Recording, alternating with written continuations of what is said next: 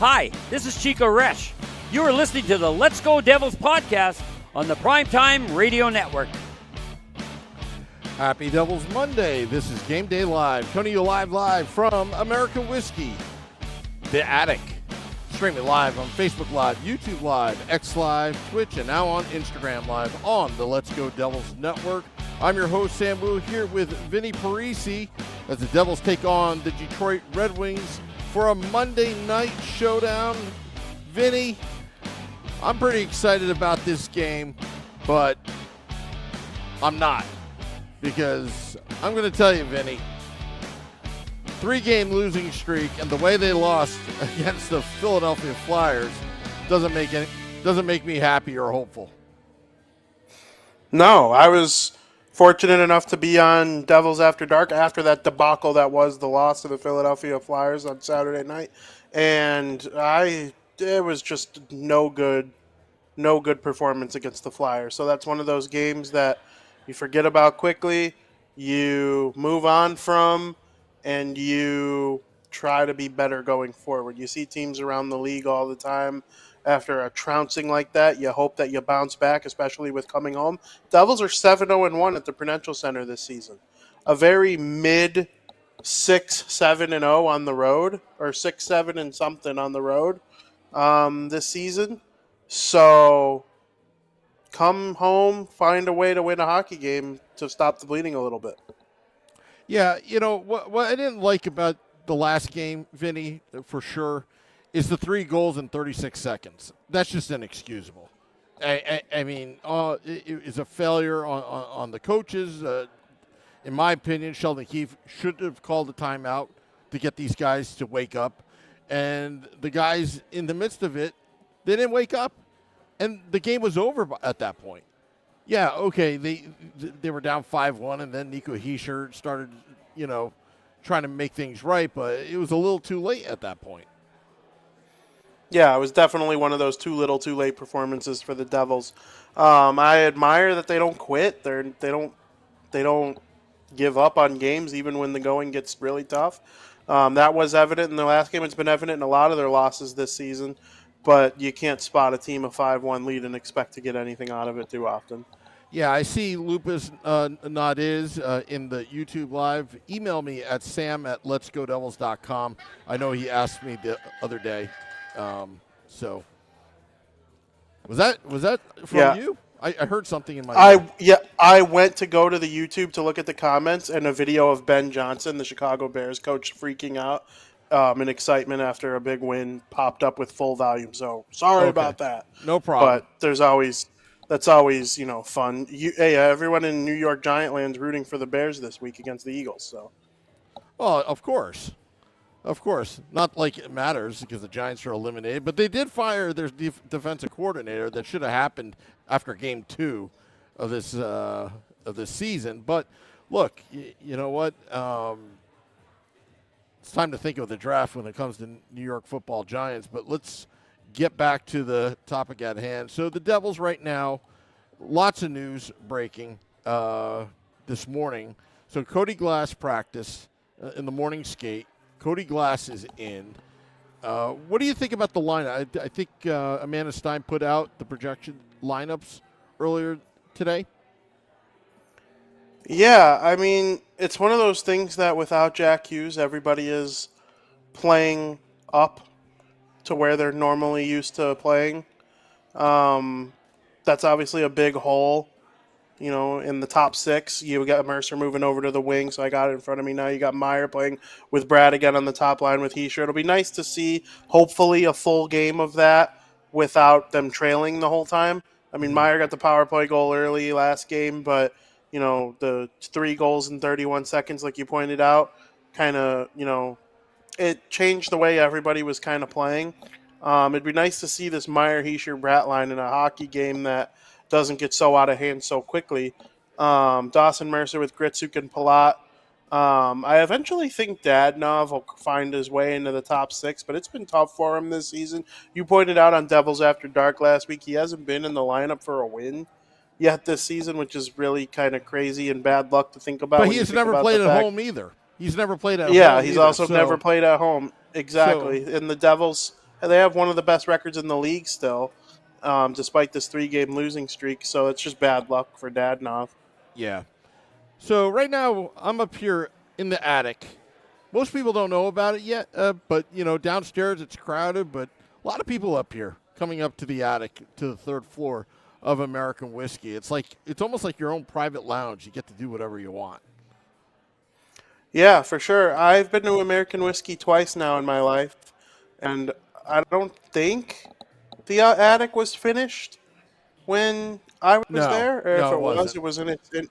Yeah, that sounds right. Yeah, Frank the Tank, he was waiting for tenants to move out. Then he was going to invade. So he got this really nice space, which is going to be home of our 1 million party. So that's going to be great.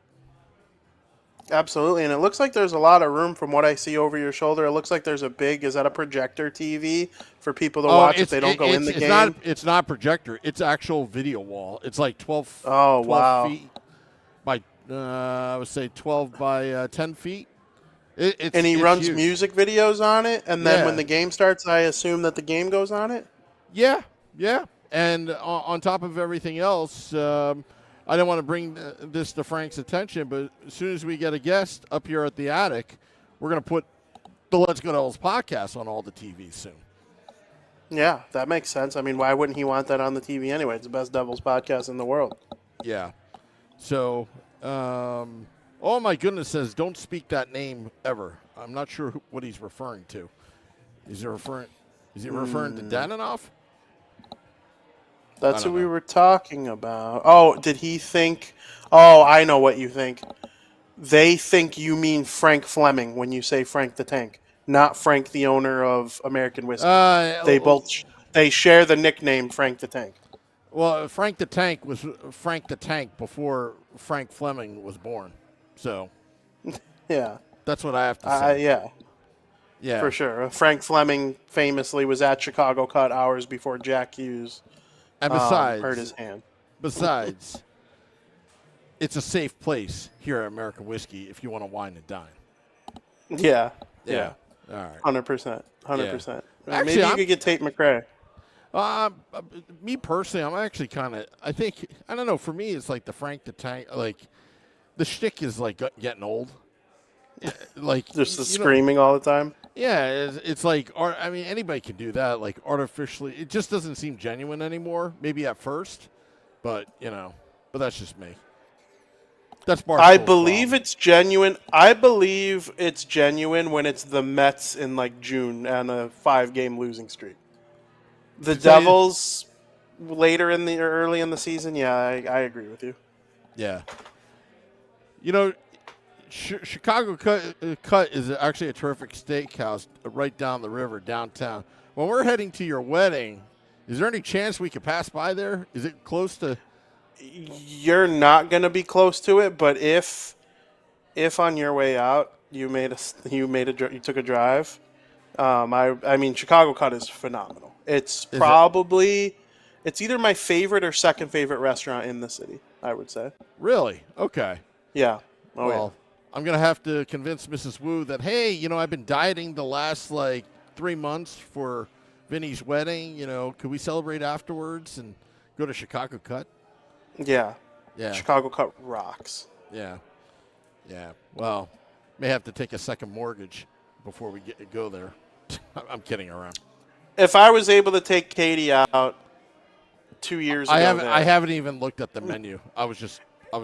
Oh, you'll love the menu. It's expensive. It's it's a premier steakhouse in the city, but really cool in the summer because they do have a patio right above the Chicago River. So Yeah. yeah, it's a nice place. For Next sure. time, Really like next time you're in Jersey, you got to go to a place called Sammy's.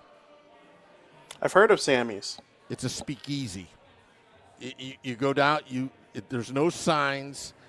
You knock on the door. You go downstairs to a basement. You get drinks, and then they call you up.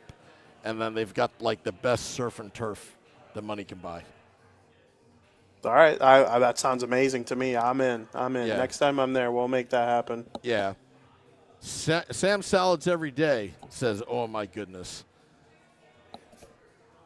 You want to hear something Yes. really funny? Want to hear something really funny? This is so random. I got caught red-handed with my DoorDash delivery today? Do you know how this happened? Lay it on me. So Comcast decides, oh, we're going to knock out your internet for a day. To their credit, they gave me a week's notice. So here comes Monday. And I was like, yes. But preparing for the podcast, all that kind of stuff. I had a lot of stuff to do in the morning. Just couldn't go out. And I was like, yeah, I'm a little hungry. So I called a little DoorDash because the place I get my food at, the parking lot is a little bit, treacherous. Like is as dangerous as a Costco parking lot. So I'm thinking, okay, the internet's off, and then the guy hits the doorbell. Obviously, the internet's not on, so I'm not getting the alerts or whatever. And then he hands it over. But that damn thing records when it's offline, and then it uploads to the cloud, and then I get a text and a screenshot. What's this? By Mrs. Wu. You got caught. I always get caught. It's a good thing all you're doing is getting DoorDash, right? Like, yeah. I mean, as a husband, I could be doing other things that could get me in trouble, but that's what if that's what gets me in trouble, I guess I'm not too bad. I was gonna say that's probably something like in the most likely for me to get in trouble territory too. Really? Just ordering some DoorDash. Oh yeah. Yeah. I mean, but I'm not doing anything much worse than that. For me, it's worth it because I just don't want to go in that parking lot. I've had people cut me off, block me in, and then trying to get out, and then you get these crazy drivers that don't understand the rules, So, So for me, it's more of a safety thing. So anyway, not that I haven't DoorDash elsewhere or not. All right. All right. Well, anyway, sorry. I just got a text from Scotty about Devils After Dark because it may be starting at a later time today. Devils After Dark. Yeah, he's producing some kind of opera today for SiriusXM Liquid Metal. No, not Liquid Metal. Sorry, for SiriusXM. Some kind of Metropolitan Opera. 3.5 hours. Ooh, fancy. Yeah. So we may have to talk if you're available tonight. Anyway. Well, let me know. Yeah. Anyway. All right. So why don't we get your predictions in the YouTube Live Devils Red Wings players I'm looking forward to seeing. Dylan Larkin is one. Lucas Raymond is one. Is there any players that the Red Wings are pretty good this year. I mean, they're just again, this is a Steve Yzerman, built team. They look like they're on the up and ups.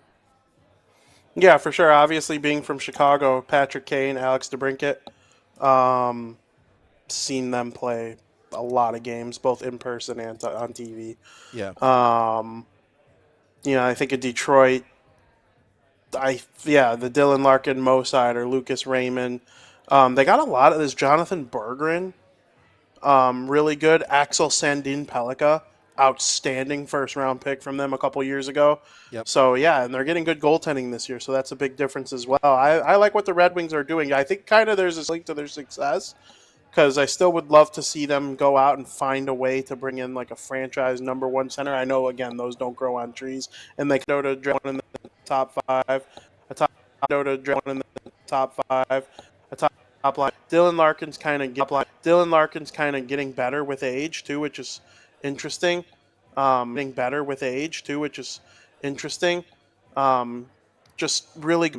Just really good in all three zones. A complete gamer. Is obsessed with winning. He got a taste of it in all three zones. A complete gamer. Is obsessed with winning. He got a taste of it in his rookie year when he Devils team to figure it out and get things going.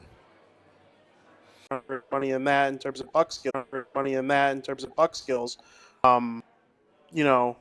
He's the shutdown. He could be the most important. Eddie says 5-3 Devils. Select the boy 4-2 Devils. 2 Devils a lot with the game-winning goal. Devils in disguise says prediction. Devils 5-4 maybe or regular time. We'll see. But 5-4 for them. AJ Visca. I don't know why I said the Columbus Blue Jackets. Literally, I have no idea. We spent 10 minutes talking. Yeah, we're buffering right now. Sorry, folks, but as long as put up the podcast, upload it. But all right. Well, we're gonna get out of here. I want to thank all those tuning in. Sorry about the